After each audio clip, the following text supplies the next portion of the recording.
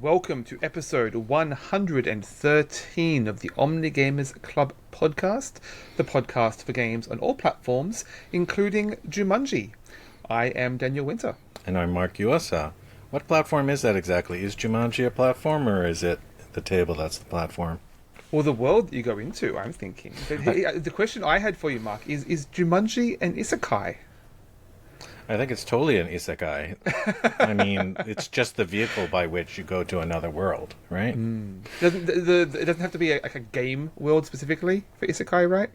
No, it doesn't have to be, but most often they are, and they're usually inspired by Japanese tabletop RPGs or early computer RPGs. And I guess Jumanji is in a couple of different forms. It's in board game form and it's in video game form. Yes, I haven't seen that sequel though, and I don't intend to. But more on isekais shortly. Welcome back. We're going to jump into our three-course selection of games here today. The appetizer for some complimentary introductory games discussions, and then jumping over to the main for our respective reviews, and finally dessert for a little something extra that's non-game related, perhaps. Sounds great. Let's get into it. Yeah, I wanted to take our foot off the hot news pedal a little bit this week. We've been pushing that the last couple of weeks, and I like discussing news. I don't think we can ever be entirely comprehensive in how we approach that. And I think that it's only ever going to be useful in terms of how that news can trigger interesting conversations. We don't want to date the podcast, so we always have been focusing on older games anyway, and wanting people to return to older episodes perhaps, and don't want it to be too current necessarily every week. So in the interest of that, there was something I wanted to talk about that I had intended to last week, but we ran short on time, and that is I have played a new TTRPG. I guess to lead into this as a tangent, there is actually news, and that is that there is a new comic book coming out, a sequel to Die. So original comic Die came out a few years ago by Kieran Gillen and Stephanie Hans, and that was a comic about characters playing a role-playing game that came out alongside an actual role-playing game. They have announced that there's going to be a sequel to the comic, at least, coming out November 2025. And I believe they're going to sort of tweak some of the quick start material, at least, for the TTRPG to go alongside that. So, all that to say, I recently was able to play a one-shot of the Die TTRPG from Rowan, Rook and Deckard. So this was a one-shot session. Had a pretty well encapsulated experience with only a couple of loose threads for the potential sequel hook, I guess. But to explain this, I guess this is it's been described as goth Jumanji, or an isekai, I guess you could call it, in that you are playing characters who are themselves playing a role-playing game, who are then basically sucked into that role-playing game by unknown means. And it's reflecting both the trauma that those characters face in that sort of fantasy world of the game, but also how their real-world traumas are projected inside of the game. It's very much playing within the sandpits of Bleed, character Bleed, and the concept of the magic circle, which are always a bit of a struggle for players playing any game, something that we have to be mindful of. But this is obviously directly pulling on those threads, and so it's going to be it's like double Bleed squared, I guess. It's quite tricky to reconcile here, but ideally you're playing as teenagers, or at least your characters have been very much influenced by role-playing experience as teenagers. I think in the game we were playing, there were sort of adults who'd had a very bad role-playing experience. The session went poorly, rocks fell, everyone died, and they're returning, a couple of decades later to give it one more shot and see what happens. But obviously things go bad, and it's fascinating. In the GM is actually playing, like they are facilitating the game, but they are also playing a character within that game. The GM is a character within the story, and they're playing something of an adversarial role. I think there's a few ways you could play that. It's both you could play it like a malevolent sort of angry god who's specifically trying to punish or torture the characters, or they could play it as some sort of a bit of a wounded animal who's just sort of lashing out. And the analogy was World's End, the Edgar Wright movie, where like one childhood friend hasn't quite moved on, hasn't quite forgiven everyone else for sort of getting on with their lives, and is trying to sort of pull everyone back into their own sort of arrested development.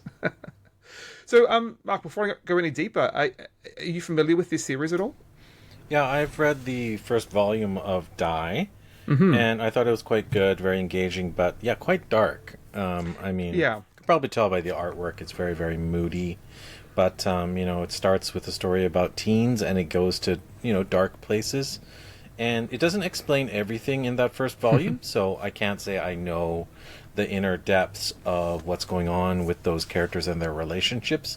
But you know that bad things went down, and that, like, boundaries were crossed, and then that there's hurt feelings, and that, I think, spoiler alert, like, one of the kids doesn't make it back, right? They get lost in that world. I only read the first couple of issues, but it was playing with some pretty heavy stakes. So, like, one character loses an arm, one character doesn't come back at all. It's not clear if they're dead. I think the idea is, like, decades later, they're still alive. They're calling everyone back again. So, yeah, definitely very dark, and especially in the context of teenagers, that can be a little bit shaky. You want to be careful treading with those themes there. And I said, you're not necessarily playing teenagers in this game, but you're playing characters who are very much influenced by trauma as teenagers. Like, your school life has completely defined these characters and their relationship to each other. It did feel a little bit like sort of the Breakfast Club. It's a bit of a motley crew. Like, each character is playing a clear archetype. Like, you go into at least these sort of pre-baked scenarios, there are, say, 5 or 6 archetypes, and each character has to fit one of those archetypes. There has to be the bully, there has to be the bullied, there has to be the love interest. And so someone's going to have to fill these archetypes, and you're all going to have to try to get along in some fashion, I guess. So yeah, playing with a lot of those classic tropes there. It was fascinating in that most of the characters are defined by their relationship to the GM. That you sort of walked through these sort of questionnaire intro to build out your character, and fascinatingly, that is done sort of in game. Like, you build your character as part of the game, layer by layer. The GM will sort of ask you sort of very leading questions, and sometimes multiple choice, but you can elaborate on that if you like. So it is a somewhat guided experience, and I love myself a good tutorial from video games, and it's fascinating to see that employed here. It's the mechanics are sort of, you don't really have to do any prep from the player side. You can just sort of be introduced to these mechanics piece by piece as you go along, and there's even like a tutorial combat sequence baked into the first encounter. So that was really clever, I thought, and all very meta and engaging and immersive. And I mean, the GM felt like they were doing a lot of work here. It's like both in, like I said, facilitating the game, playing a character themselves, but also acting as a bit of like a therapist. It felt like sometimes, like, oh, you encounter this large room-sized hive with all these creatures scuttering about, and you realize they have the face of your former classmates. So how does that make you feel? It's very much a game that's like, your feelings are defining your character and thinking through. It's not very much about performance. It's about interiority of these characters, how that's reflected on their past trauma, and how they're lashing out in various ways, or how that trauma is manifesting within this world. So yeah, if you're looking to play with emotions and performance, that can be quite interesting. We did have a couple of players who are leaning into the sort of performance side of that quite a lot in ways that I wasn't entirely able to keep up with, I will say. But it's definitely lots of hooks to sort of to sink your teeth into for that type of player here as well.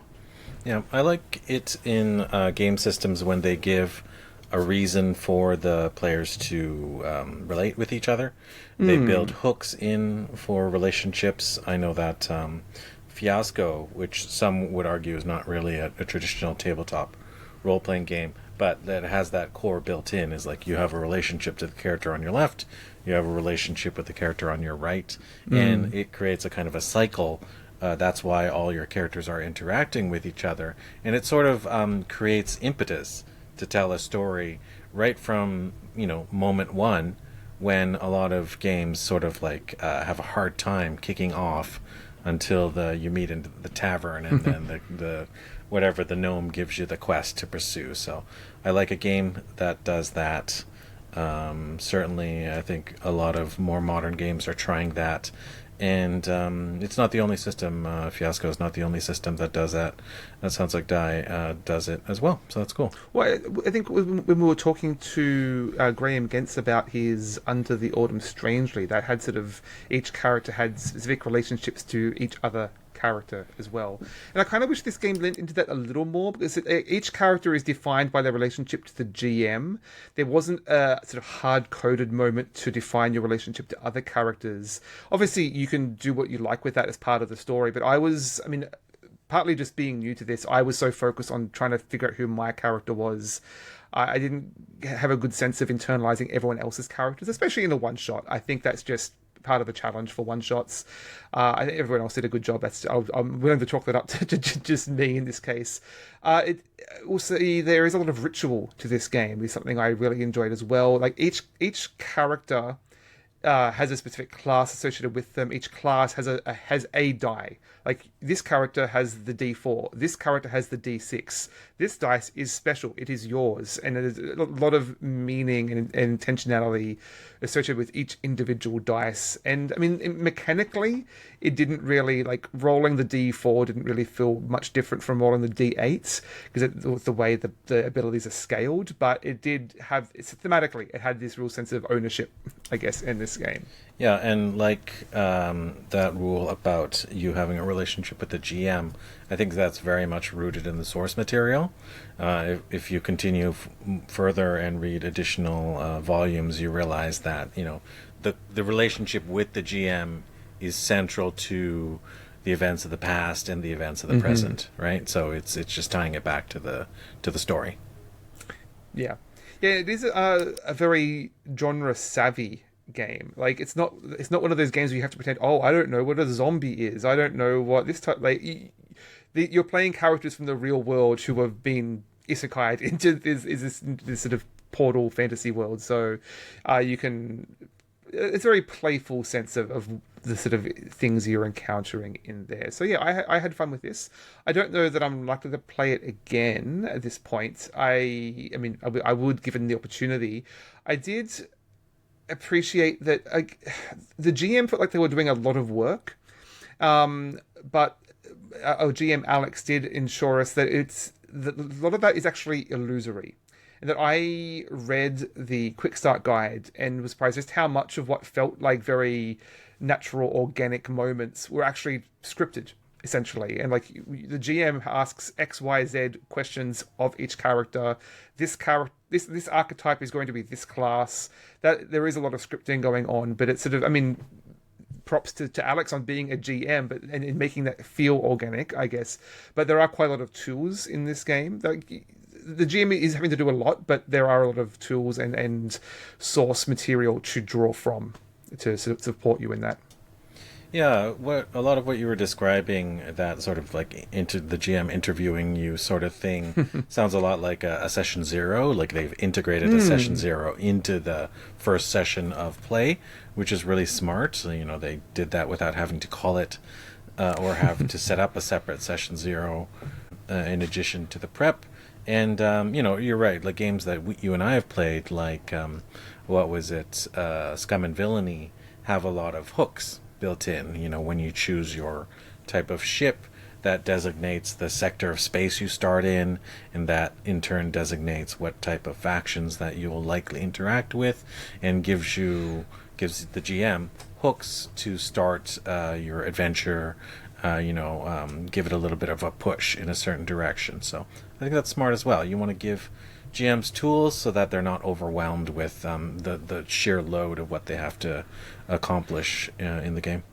Yeah, I mean, speaking of tools, I think this is a game where you want to be particularly mindful of safety tools. It is going to be dealing with some pretty dark themes and sort of personal traumas. And as I said, in playing with bleed, there is the real threat of actual bleed happening in this game, and that sort of that intense emotionality sort of coming through into the real world. It was like. Maybe this is just credit to the players I was playing with, like their performances were so good.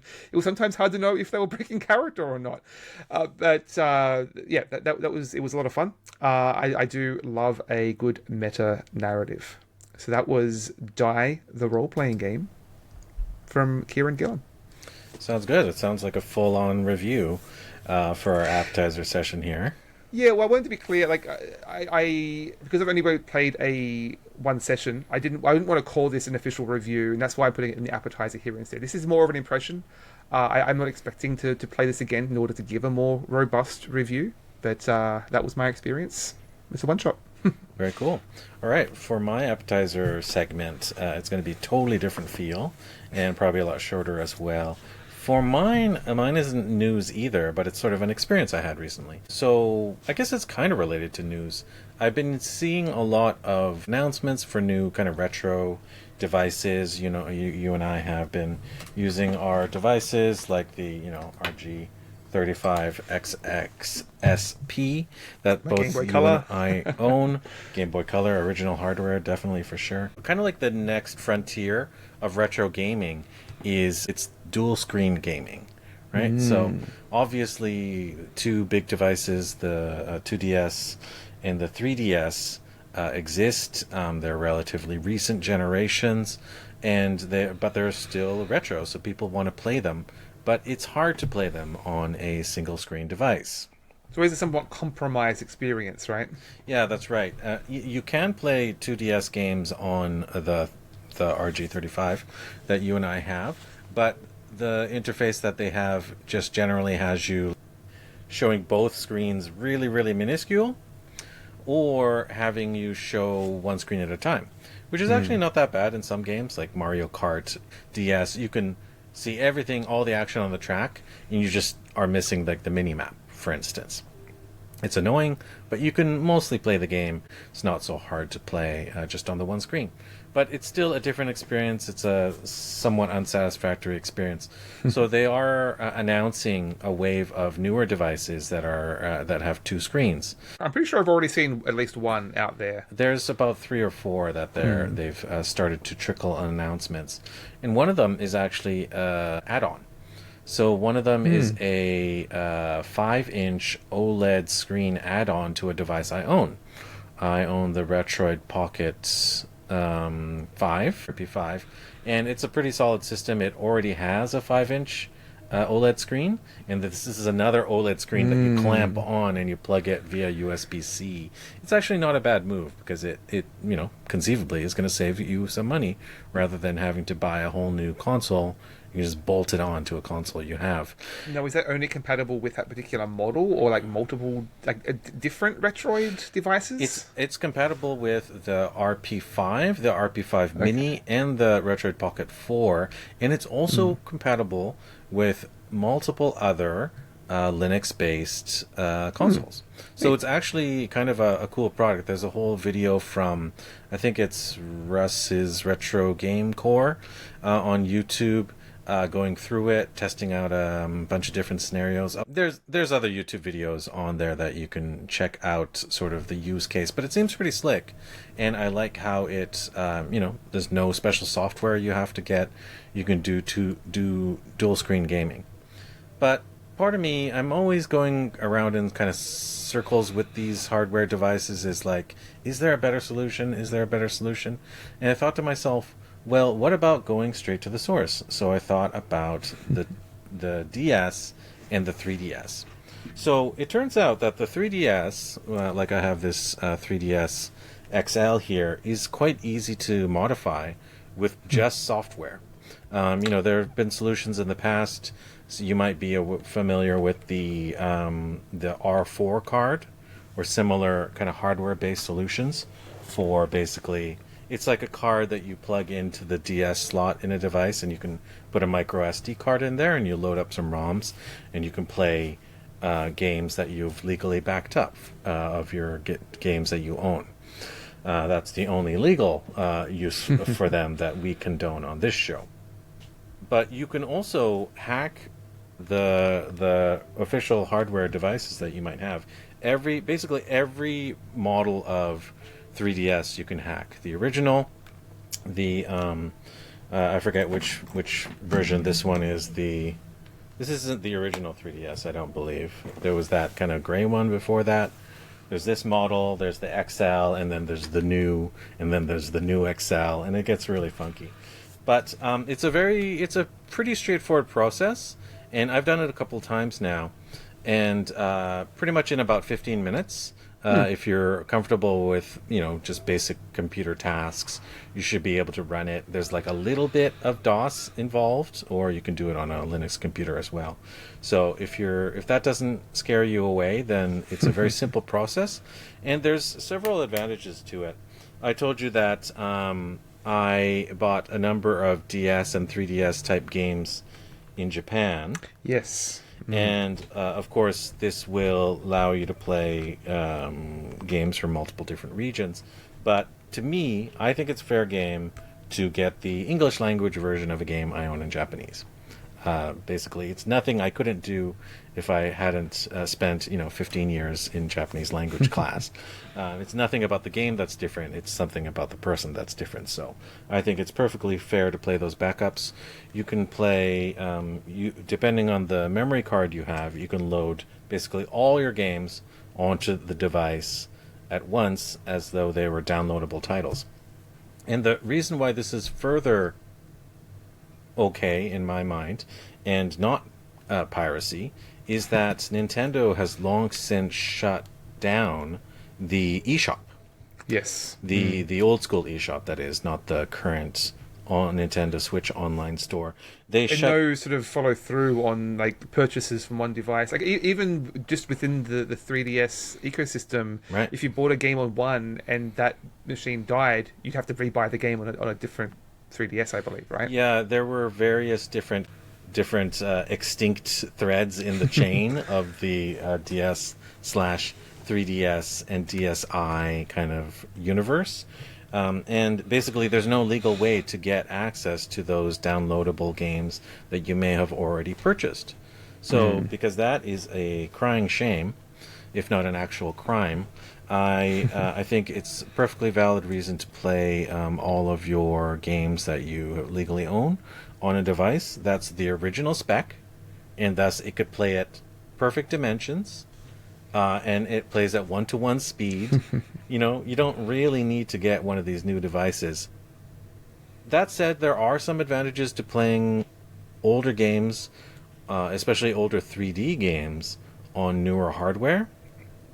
This is a slightly different comparison, but on my Retroid Pocket 5, I play PSP games at 4 times resolution. So the rasterized artwork doesn't, the raster, just pixel-based art, doesn't gain in quality, but any polygonal artwork looks like incredibly clean and crisp, like just a really brushed up, polished version. And you can also bump up the frame rates as well, so you do get a kind of a new polished feel of some of these older games. So that might be the only reason why you might want to buy new dedicated hardware to play some of these dual screen games.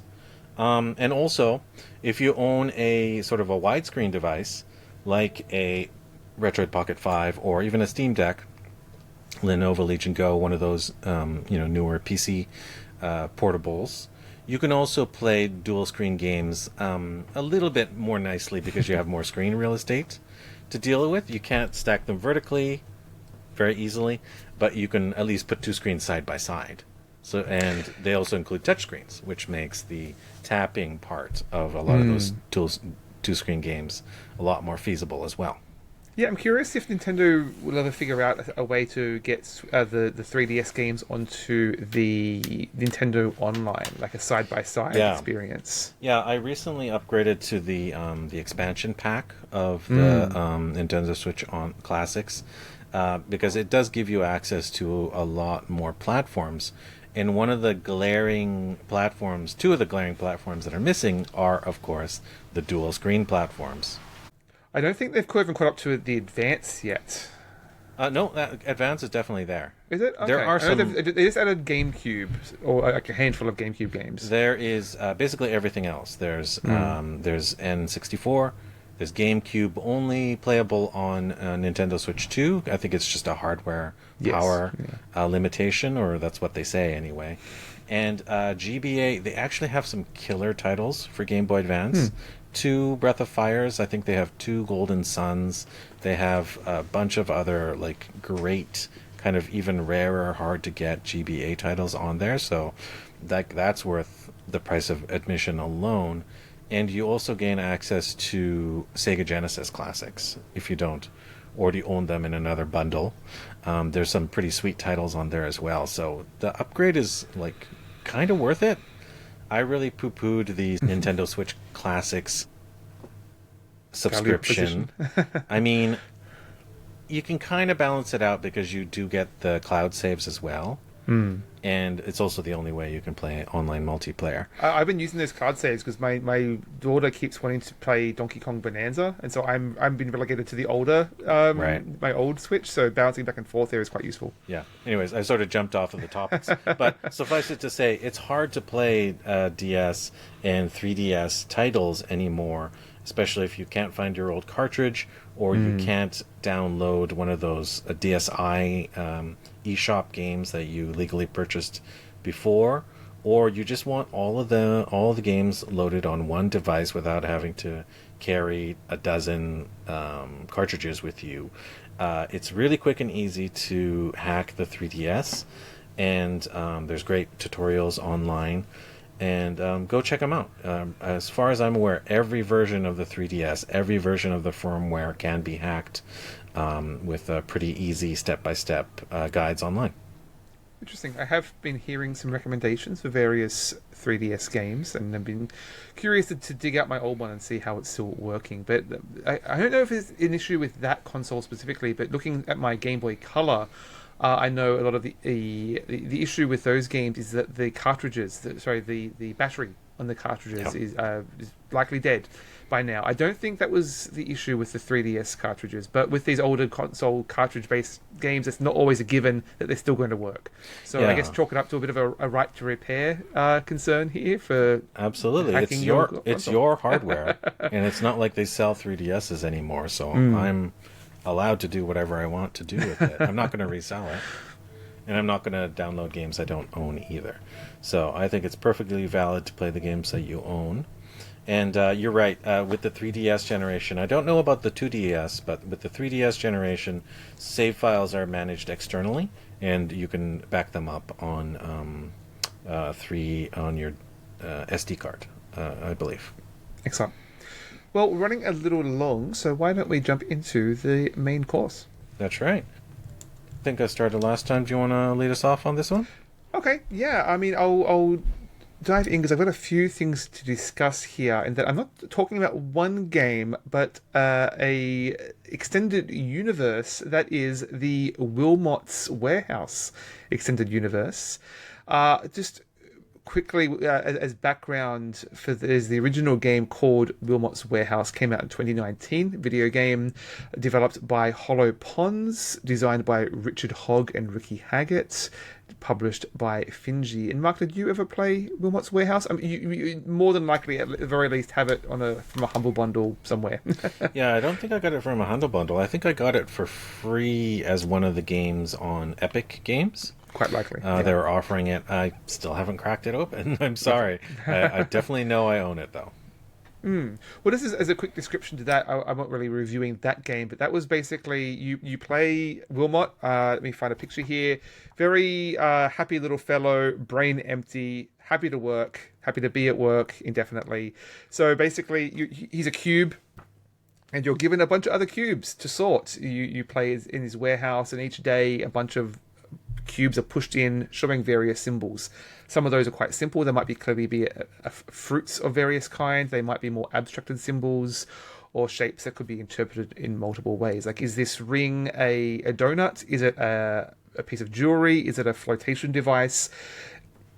Trying to interpret what it is to you, and then most importantly, where are you going to store it? Because by the end of the game, you have like a couple of hundred different types of symbols, and you need to know where they are. So categorizing them is basically the key here. And it's just an interesting exercise in the subjectivity of categorization and how you're going to navigate your warehouse. Because at the end of each day, customers come in wanting, 5 donuts and 3 apples. And I think you were timed, if I recall correctly. That's not really it's not really a challenge necessarily. It's more just the thought exercise of, where were my apples? Where were my donuts? And navigating through there.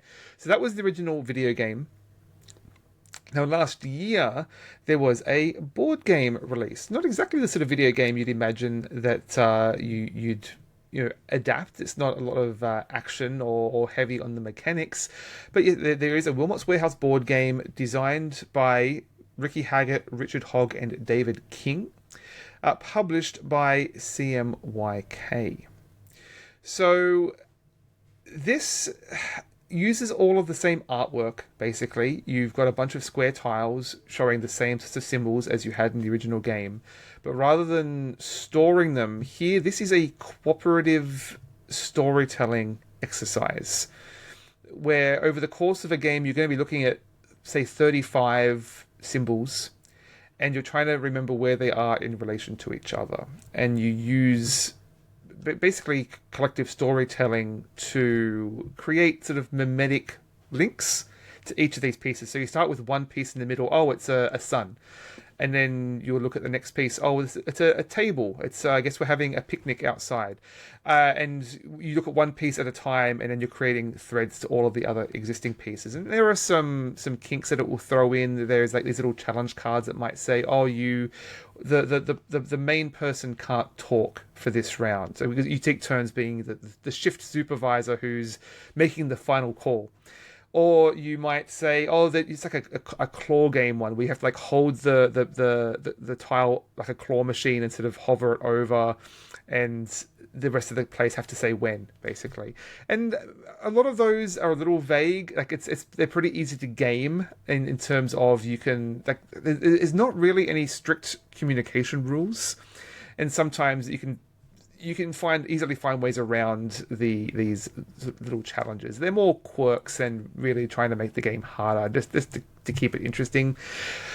That's basically the game. Once all of these tiles have been placed out, you're then having to basically check yourself and see if you can remember where they all are. And you have these little cards that match the tiles, and you have to sort through those as quickly as possible, place them out, see if you're right.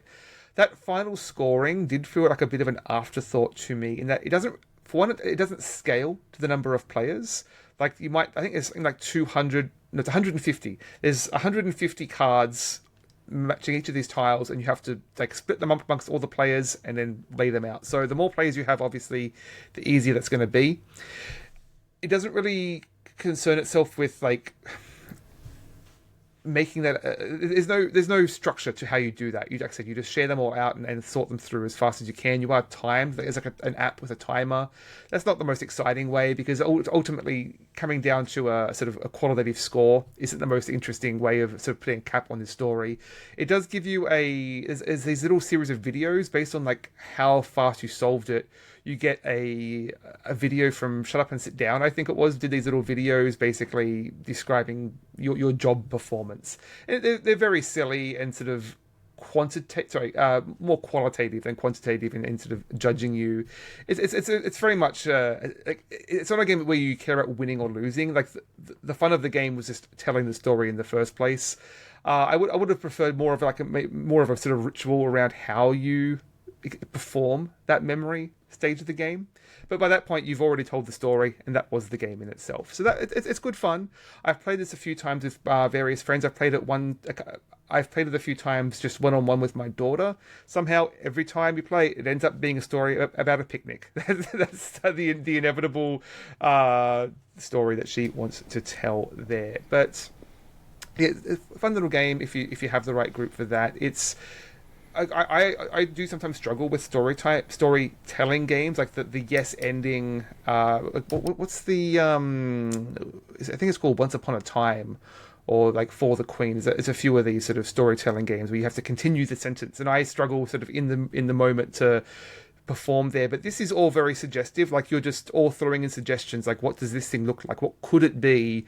You're not really put on the spot in any way, and it's up to the whoever the shift supervisor is just to decide. I guess you're just making a judgment. You're not trying to drive the story yourself. So I think the collaboration there is quite lenient and not particularly punishing if you struggle like me to actually tell a story. So is the shift supervisor like judging the story like it was Cards Against Humanity or something like that? No. It's just everyone, including the shift supervisor, can suggest what this item might be, how it fits in relation to everything else, and it's just that the shift supervisor gets final say as to which of those sort of story links you go with. Yeah, I kind of feel like there's, this is slightly related to a game we haven't talked about, but you and I played recently, but I feel like a lot of games have been including a memory component to them of late. Might not be the main component, but it's like part of the mix. That memorizing where you place something, some face-up element, is something that's especially shared within a group. It'd be one thing if it was just like one player memorizing things. That's not that interesting. But as a group exercise, especially if it's competitive, or even if it's cooperative, it could be an interesting component. Yeah, I mean, we played a competitive game with some memory elements, and I think it can be a bit of a struggle where like some people have just a better sense of memory, a better spatial awareness, and can internalize that information more. And here I think that's not really a concern in this game, in that, like I said, at the end you're just splitting those tiles up, but you can share and discuss the memory components. It's very forgiving and very open-ended as to how you're going to solve that memory stage of the game. But like I said, by that point I think you're basically done with the game. It actually playing out the memory cards is a bit of an afterthought. So do you think you'll play this game again or bring it out for I'll different groups? definitely be playing it with my kid, and I'll be introducing it to a few friends who are sort of more into this sort of collaborative story experience. And I think as a bit of I went talking to one friend about sort of games as therapy and sort of word association and how that can be useful, and I thought this might be a good use for that, perhaps, and as just a communal, low stakes word association storytelling game. All right, cool. Okay, so that is, what was the title of the game? Wilmots Warehouse? That was Wilmots Warehouse, the board game.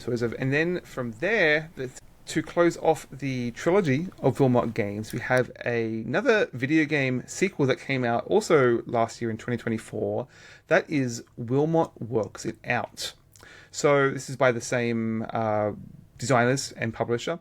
And I should say I did receive a review copy of this. I bought the previous games and the board game. I received a review copy for Wilmot Works It Out.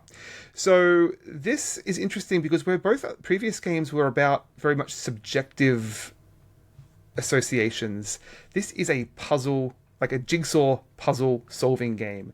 You're presented with, again, a bunch of squares. Everything is square in this world, and you are putting them together into jigsaw pieces to form shapes. And there is a distinct solution to each jigsaw. The challenge into this comes in that you are being presented with pieces from multiple jigsaws simultaneously. So at the end of each chapter, basically, you're given a delivery box, and it might have 20 or so squares, but 3 will go for one shape and 3 will go to a different shape. There might be 3 or 4 different jigsaws within this one package, and you have to sort through them and try and figure it out. So there is a distinct solution, a very sort of objective solution. How you go about solving that, there is some wiggle room in how you want to try and sort through it. And the game will try and trick you with... It repeatedly pulls off this trick of basically finding things that look like they match, but are actually completely different things. Like, most of the chapters have a theme, and in one there'll be an octopus jigsaw and a jellyfish jigsaw, and one that might be like streamers.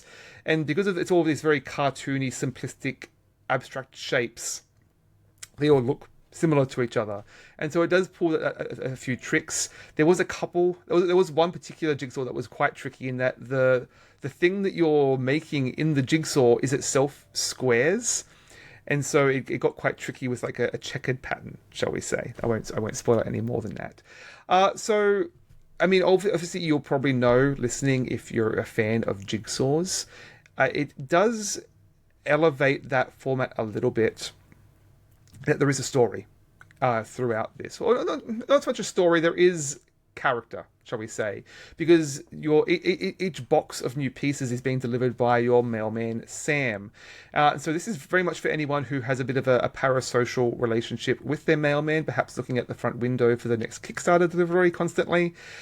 And so Sam is coming in each day, and it's basically a couple of paragraphs of text. Mostly Sam talking at you. Wilmot does not participate much in this conversation, but it's clear there is an ongoing relationship here. And Wilmot seems like a bit of a shut-in. Like he's still got that big smile, but like there's all these hints that, oh, I see the cans piling up outside, Wilmot. Have you not been outside to clean them up? And it does seem to be playing a little bit with themes of sort of hobbies and games as escapism, and perhaps leaning into that a little bit much. It doesn't lean on that too much. It's more some subtext that it's sort of hinting at, though it does at the very end pull off a pretty neat magic trick and how it puts a capper on that theme, I shall say, in a fun little way. But yeah, it is quite cozy and low stakes, but I did find that the story was just a nice routine. Like, to put a little capper, I solved this one little bit of the puzzle, and now I get a little story. It was a nice framework just to provide some structure to the format, rather than just blindly puzzle. Curiously, you're not just dragging and dropping these puzzle pieces. You are playing as Wilmot, solving the puzzle. So you actually have to move Wilmot around this space and rotate the puzzles. You're not rotating the pieces, they're all oriented the right way, but you're rotating them around Wilmot to put them into place. And so there is some friction there. The controls aren't sort of super seamless, but it does add this sort of level of immersion of you playing as Wilmot in that sense. So it's not... If you just want to play a puzzle game, you're probably just better off finding one where you can just drag and drop the pieces and do that. But this does have... this is part of the story and the theme in terms of Wilmot solving the puzzles. So I thought that was quite cute. And yeah, it's a pretty short experience, probably 4 hours, I think, total. There is a new game plus mode if you're really looking for challenge. It does add a sort of a higher difficulty at the very end there. Yeah, sounds like a cute twist on the original, kind of continuing on the universe, the Wilmot universe. And I bet I have an idea of what the plot twist is Wilmot is in the Matrix, right? Well, Wilmot is a square, and the puzzle piece is a square. We'll see. Hey. Pixels all the way down. So just as a capper on that, I wanted to say, like, all of these games, to me, the sort of thing that brings them all together is bringing order to chaos, and the various methods in which you might do that. In the original video game, it was by categorization and sort of taxonomy. In the board game, it's through sort of this collective memorization, memetic sort of links. And finally, this sort of I guess more objective, but sort of finding everything has a correct place and making sure it has that place. And as as someone who's probably on the spectrum and is constantly ordering things, like I'll go to the shops and if a book is out of order, I'll like rearrange it and put it back into place. Or at the library, for example, I can't help myself. I have to put things in order, and so I find just the way that it plays with those themes and different ways of categorizing an interesting comparison. Yeah. Have you played A Little to the Left? No, I don't think so. There's a lot of these sort of organized games that I've blurred a little bit together. It was on Xbox Game Pass for a while. I don't know if it still is. We're not using that platform anymore.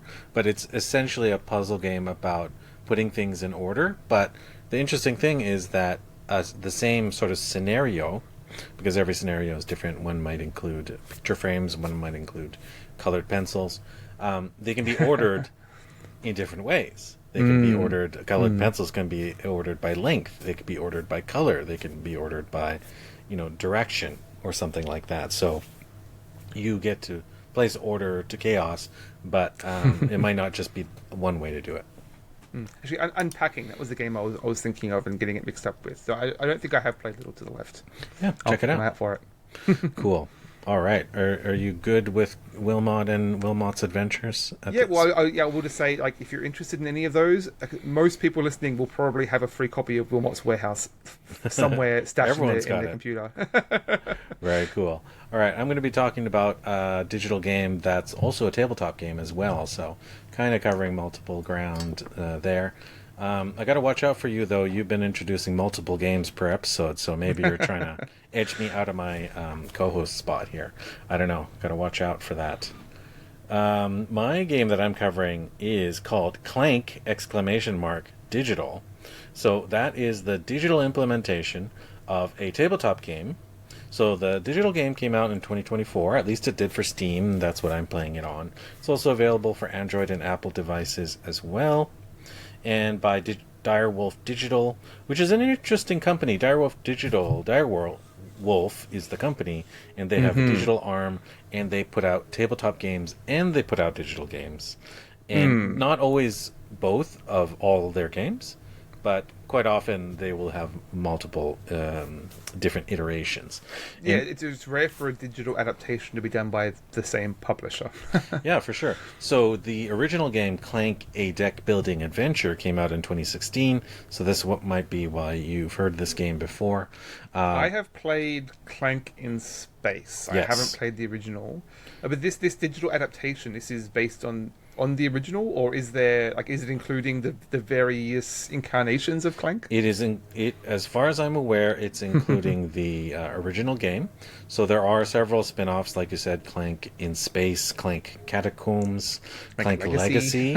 There's even a Clank Legacy 2, apparently. Acquisitions Incorporated 2, Darkest Magic. So this is a popular series. I have actually, sadly, only played this version of the digital game, of the base game. So what the digital game has that the tabletop does not is a few different modes. Quite often these digital adaptations will. We were talking about, Through the Ages the other day, and how that's a cool implementation of a very tabletop game. They've made it very slick and digital. And it included a couple of other kind of variant modes. And this is no different. It has these sort of challenge modes. And Direwolf have a few other of their digital implementations as well, like of Dune Imperium, which is a game that you and I covered in a previous episode. Dune Imperium also has these sort of challenge modes, which intentionally, break the rules of the game. Well, just for that one session, or just kind of set up a scenario in which you have to beat it in a certain way. So this game includes that sort of variant, and it lets you play online. There's achievements, there's cross-platform play, and there's something called Heist Mode, which, to make everyone aware, I did not play. Apparently it's a way to play with strangers online. I don't know. Anyways, yeah. So this game is based off the base game, but the base game is pretty popular. And the digital game is pretty popular as well. It's very positive reviews on Steam, and the tabletop game won a bunch of awards, or it was recommended. 2017 Mensa Select winner, 2018 Kenner Spiel des Jahr recommendation. So, yeah, pretty popular game.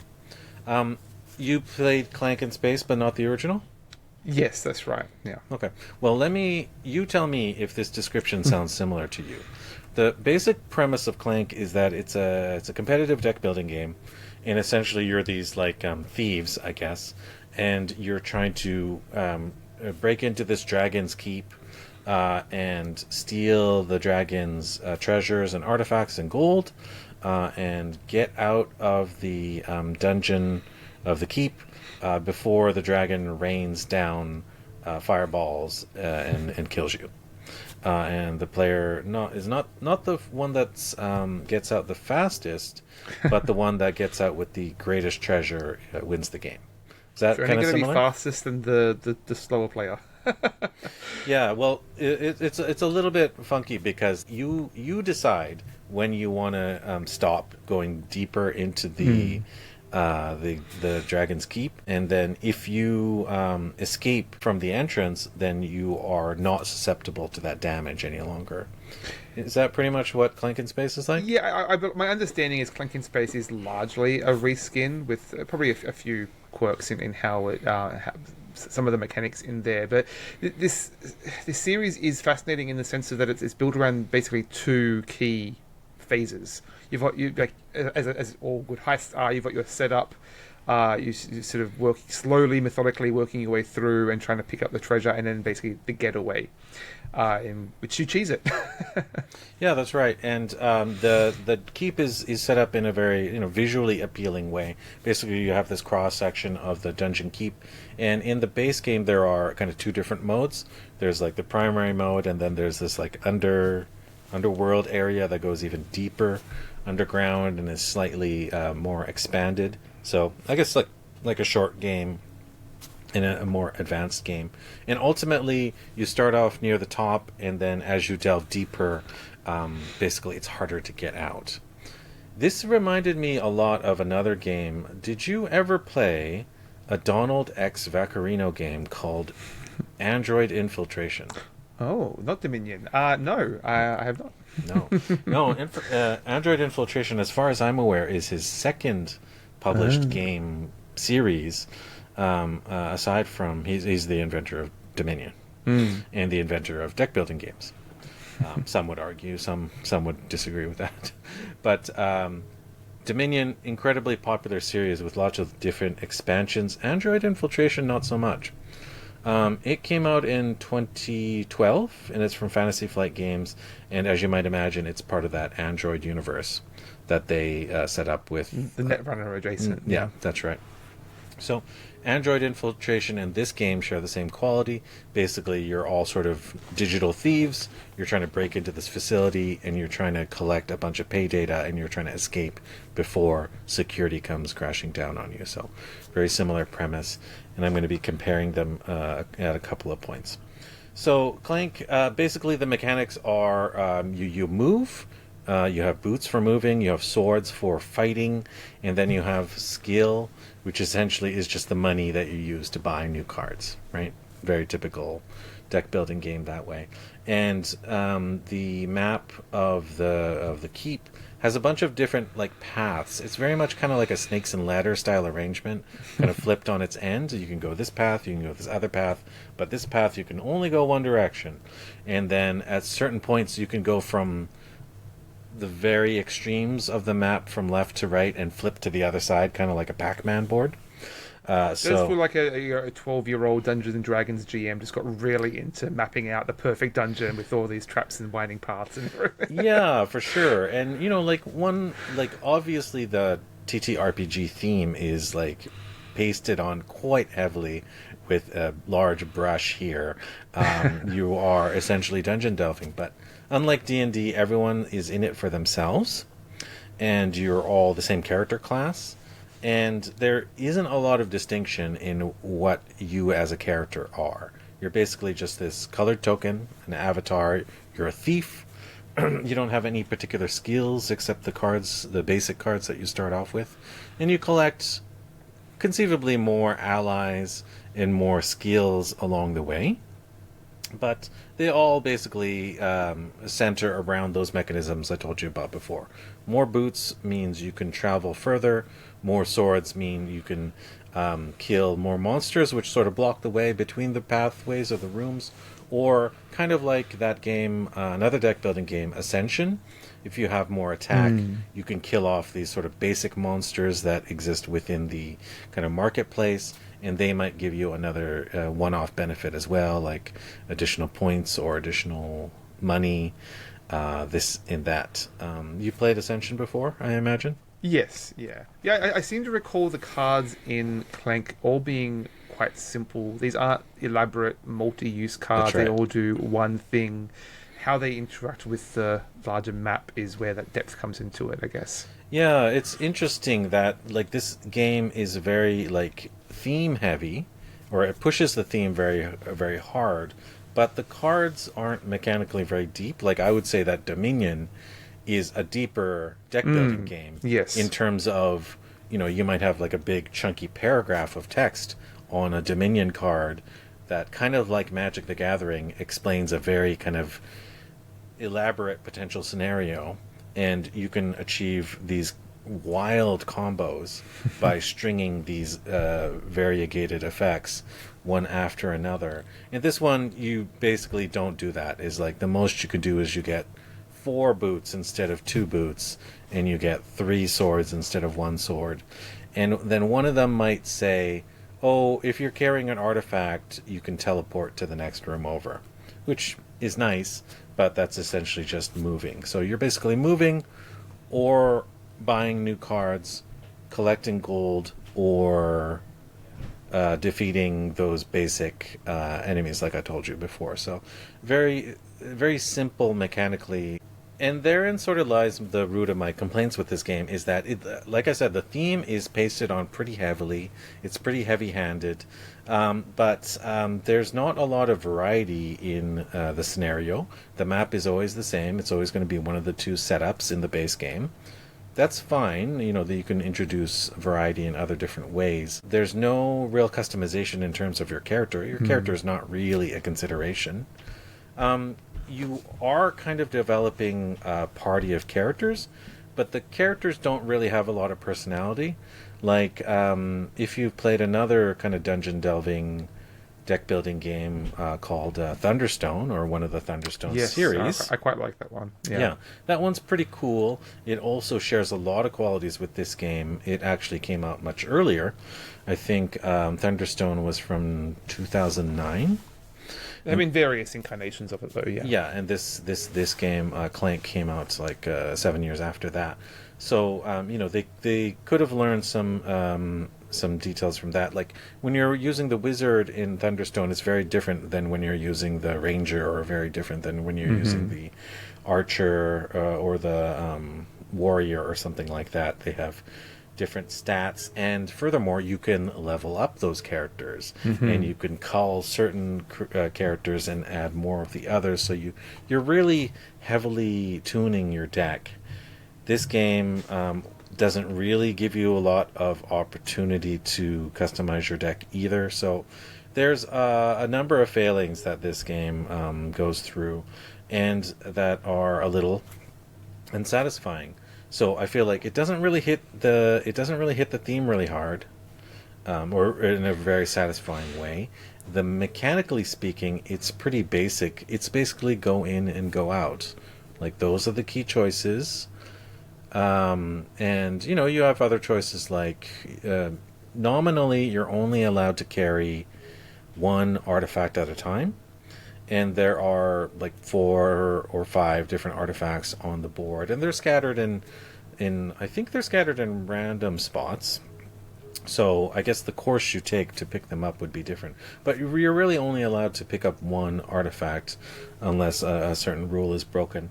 So you have to decide, should I grab the lower point value artifact that's easier to grab, or should I go deeper and grab the higher point one, but I'll have a harder time returning. So you have some choices to make there, but I don't know if that would really stand up to repeated plays very much. I think you're going to be basically asking yourself the same question. And really, it's only going to be a determination of whether you got 2 boots or 3 boots that determines whether you get it or not. So that's a very kind of basic non-decision.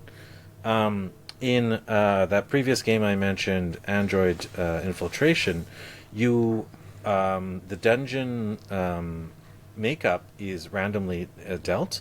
Basically, you create this arrangement of a facility with cards, but they're in like a V form. So there's the kind of going in, and then there's the second wing of the dungeon, and it's got more advanced cards. So the order of them, which rooms you lay out in the dungeon, the facility, are randomized. They're highly varied, and there are situations that come up in that game that vary things up quite a bit.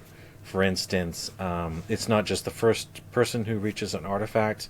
There's like basically a stack of pay data tokens, and so like one person can get like 3 of the 6 tokens, and they're like, oh, there's too much heat in this room, so I'm going to move on. But a player that comes up afterwards can like plumb those depths and get additional pay data. So it's not just all or nothing.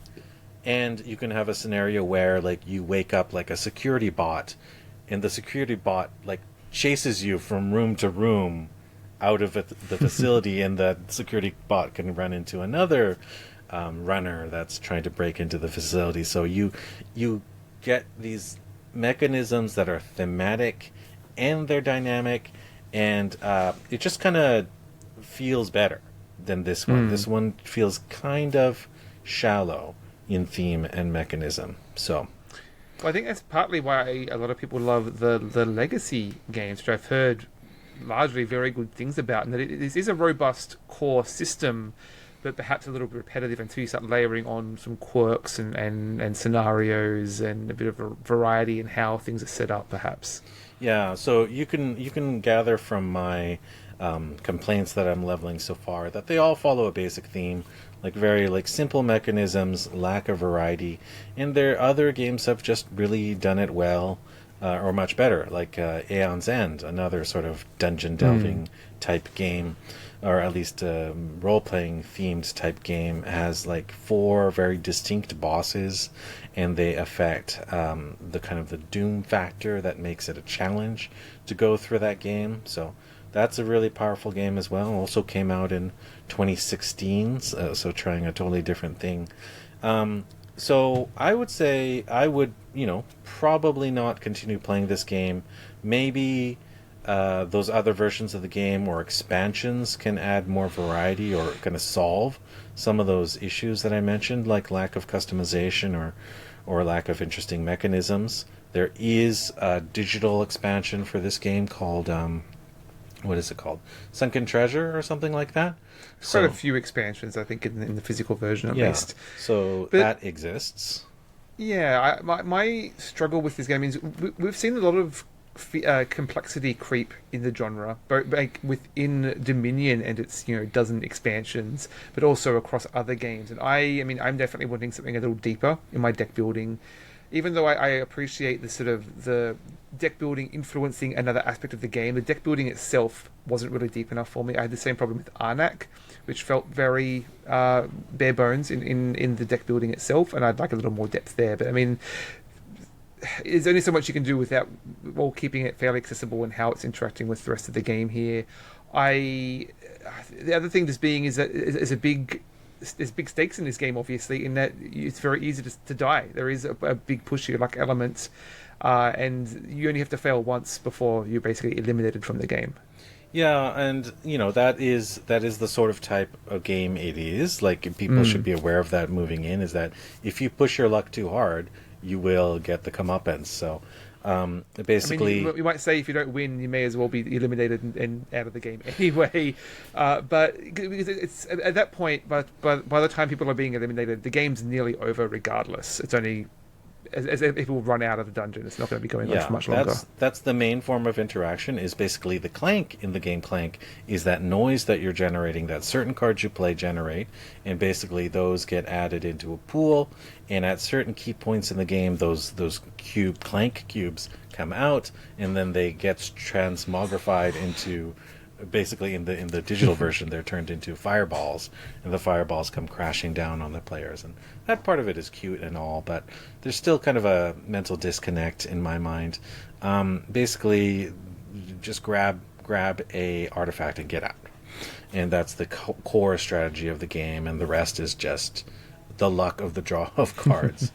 I would say for a dungeon-themed game that we played more recently, which is very thematic, very mechanically straightforward, but has more variety and more immediacy and more impact, I'd recommend Dungeon Cart.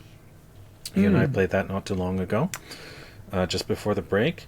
And if you want to play a game that's a little bit deeper but has the same sort of theme pretty much exactly, I would say play Android Infiltration, if you can find a copy of it. I have a copy of it somewhere in my shelf. Maybe I'll bring it to our next get-together. Yeah. Or one of the various versions of Thunderstone has a lot more deck-building capacity. This game doesn't, like I said, doesn't give you a lot of opportunity to call or tune your deck. And like you said, the game is pretty much done before you get your engine going anyway.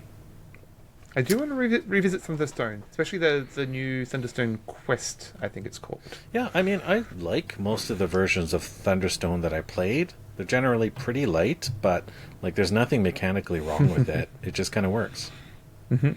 Yeah, all right. So that is my opinion of Clank Digital.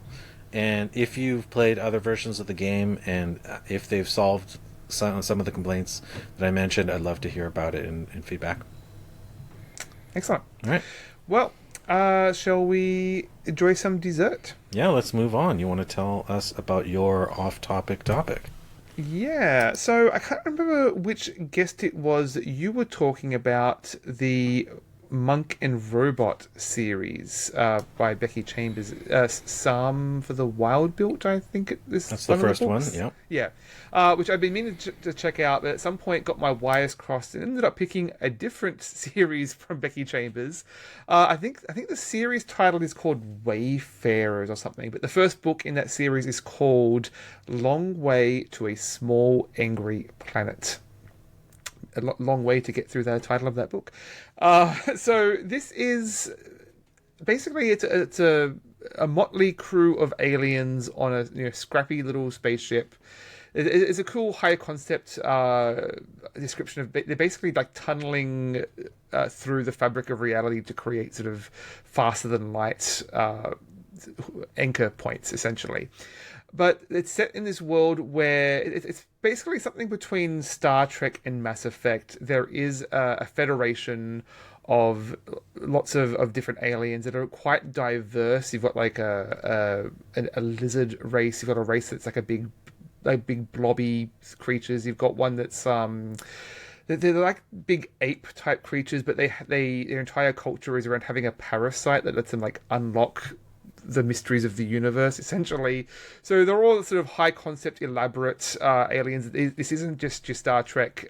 These ones have a crest on their nose. These ones have big ears, right? They are quite alien, which I really enjoy. They are, surprisingly for how different all of these species are, they all get along really well. Everyone is just very enlightened and self-aware of all of their flaws and the flaws of their race, and they've just internalized that, and they all get along largely. Like any conflict is far away, and we don't need to worry about that over there. So I did struggle a little bit with just you sort of front loaded with all these different races and how different they are. And are the lizards the Humangians, or is that the blob race? And like I got my wires crossed with just how many different concepts we introduced early in this book. But that sort of fades away in the sense that this is a very episodic book, surprisingly. It reads like, a series of Star Trek where like each chapter is like, oh, now we're going to go to this character's home planet and visit their family and how that culture is different. Oh, that's done, all that conflict's resolved. Now we're going to go to this crew members' home planet or a planet that's related to their sort of racial conflict and resolve an issue with them. And everything's very sort of siloed off and standalone. There's very little carry through. Everything is resolved by the end of the next chapter, right? There is an overarching storyline that's not it's more of just a pretext for why they're going on this long trip in the first place. So I mean, obviously you're going to see people mention this in the same sentence as cozy. I think, I mean, that can be used as a bit of a four-letter word. I think, to me, that the strength of it is that it's empathetic. In ways of it seems a little bit unlikely in just how nice and friendly everyone gets along, but it is a good way of exploring differences and how people reconcile those differences.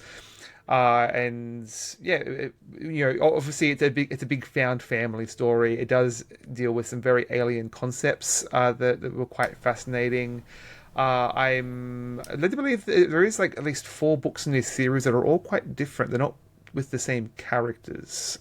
So I've heard mixed feelings about the direction those other books go in, but I'm looking forward to checking them out at the very least. It's a fun little adventure sci-fi book. Yeah, that's cool. The other Becky Chambers books that you mentioned, the Robot and Monk series, definitely have a kind of like they have like a hopeful side of them as well, kind of like this hope punk, some people call it. For sure. Yeah, and not to say that there's no conflict or there's no issues that the protagonists are going through, but there's generally a more hopeful bent to things, and they give you a more positive outlook. So it doesn't surprise me that Long Way to a Small Angry Planet has that as well. And, I think a lot of people are looking for that, especially nowadays when the world seems so chaotic, to have a little bit of hope, a little bit of coziness in their world. And, like I'm a big fan of Star Trek, and there are some properties that have tried to delve into that a little bit. Some of those B episodes of Next Generation are sort of like that as well. I mean, it's Riker's turn to get play the spotlight. saxophone. Yeah, exactly. Yeah. Or there's like there's Lower Decks, of course, which is the animated show, which kind of covers the more mundane side of things. And there's even a book recommendation I have. I don't remember the author, but it's a licensed Star Trek book, but it's not about any of the crews of the starships. It's about the people that run the Federation. So it's called, the book is called Articles of the Federation, and it's not even about the founding of the Federation, which is like the kind of the UN of the Star Trek world. It's basically just the people that run it. Like, these are administrators, and it's like sort of a workplace drama, but it kind of goes behind the scenes. So I really recommend that. It's like, they called it The West Wing for Star Trek. I like that one. It shows a different kind of aspect of space opera world. Yeah, this isn't like the sort of tone of narrative that I would normally go for, but if you know what you're in for, and that it's not going to be a high stakes, galaxy ending, stakes to this world, and just enjoy the ride, it's a lot of fun. All right, I'm going to cover a book as well. I covered a manga last episode, and 2 episodes ago, a memoir. Believe it or not, I'm going to do another memoir. I never read memoirs, and then I read 2 in the last couple of months. This one is called Rental Person Who Does Nothing, from 2024, a memoir of Shoji Morimoto, who is the titular rental person who does nothing. So I don't know if you've heard of this person or read about this person. He has a Twitter account, or that's how he became famous. Years ago, he started this Twitter account. He has a service where basically you can rent out his time to help you do something, but he doesn't actually help you do anything. He doesn't like lift things for you or provide you with, advice, or have sexual encounters with you or anything like that.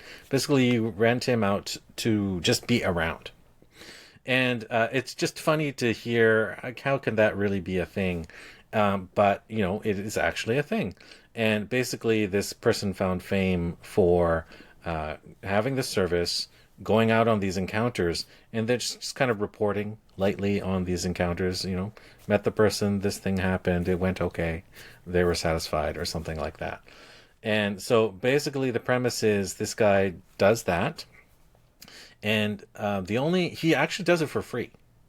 He does it for free, and the only thing he charges is transportation. So to get where you're going, and he actually says transportation from this specific station, which is the station where he lives in Tokyo. And like if they're going to be dining, then the client will pay the food fee or something like that. So the whole delivery of this memoir is really interesting. Basically, the guy says, "Well, I'm someone who's become famous for doing nothing, so I didn't really want to work that hard at writing a memoir." So basically, when the publishers came to me with this idea, I said, "I don't know. I don't think it's a good idea. I don't think I'll write an interesting story." Sounds like work. Yeah, exactly. Which is funny because he's essentially a writer, right? He's famous for being a writer on Twitter. But no, basically they got like these writers to basically interview him and ask him questions, and he answers those questions in a very terse manner a lot of the times. And I listened to this in audiobook form. Like I mentioned with my previous memoir, Tokyo Vice, I try and get books related to the place I'm going to go on vacation when I go on a vacation. And this is about a Japanese person. So I listened to this on my way to Japan. And I finished it in the flight. Beginning to end, finished it, the audiobook, on the flight. And I basically the chapters are more elaborations on his encounters. So I don't want to spoil these encounters because some of them are quite humorous and some of them are like surprisingly touching. One example of a case where this person did nothing is I think one of the chapters, he basically gets hired by a woman who's going through a divorce. And he's not hired to be a shoulder to cry on. He's not hired to confront the husband. He is basically hired to join the woman as she's going to the government office to sign the divorce papers. And she said something like, "I would feel too awkward or that the weight of it was too hard if I entered into this office, a married woman, and then I walked out single, and like that chapter of my life is over." So, he was there. He went with her, accompanied her there. She filled out the papers, and she turned them in. And when she left, she basically takes the guy to lunch, and she just finished off the chapter saying, "Oh, it was just such a relief to have you there." And there's a certain advantage about having a person that's not part of your life support like you. Detachment. Right? Because they're, maybe the people in your life that you are closest to are judgmental. Or maybe they can't give you the sort of support that you need, or the objectivity, or the sense of, ironically, distance that you might need from an encounter. So that's just a small case of the rental person who does nothing. And it goes on for quite a while. It's not a long book, but I found myself smiling at every chapter that was recounted. And I haven't read a moment or an instance of this person's Twitter account. But obviously this person has gone through a lot of eventful cases. And it also delves into sort of his philosophy behind the service, why it came about. There's some deep thinking behind it on the author's part. And it obviously has a lot of meaning for a lot of people because, as far as I'm aware, he's been, hired, hundreds of times for years upon years. And this has become quite the career for Mr. Morimoto. So sounds a little bit like a Nathan Fielder skit or something. Like I think it's Nathan For You, just like inserting himself into people's lives in these awkward moments. And yeah, there's a lot of like rental services where you could rent people to do things for you. You can rent someone to be your your boyfriend or rent someone to, I don't know, you can rent a dog if you want to walk a Can dog you rent in like people to play Japan. board games with you? Yeah, I'm sure you could. You can rent like a little sister or whatever. You can rent an entire family if you want to. Maybe to talk to you, I don't know, your ex-girlfriend or something like that. You can do a lot of those things in Japan. But in this case, it's a rental person who does nothing. And there's still funny, interesting stories to be had out of that. So go check it out. That's an interesting book. Cute. Okay. Shall we close the book? Yeah, I think we should. Another interesting episode, a bunch of different games, and like usual, we are hoping for feedback. Like I said, I'm really interested. I know I came down pretty hard on Clank, but I do want to hear other perspectives. If people have a very different feel about that particular game or the books that we talked about, I want to hear that feedback to get a better understanding of those games. Yeah, so if you have any questions or comments, you can contact us at omnigamersclub@gmail.com or at our website, omnigamers.club. And we continue to be ad-free, sponsor-free, Patreon-free. So, if you want to help us out a little bit, the best thing you can do is to just spread the word. Word of mouth is the only real way of discoverability for podcasts these days. So yeah, whether you can sharing a post or spreading word to a friend, it can help us out, or leave a review. Yeah, and if you're a board game publisher, we'd be interested in hearing about your games.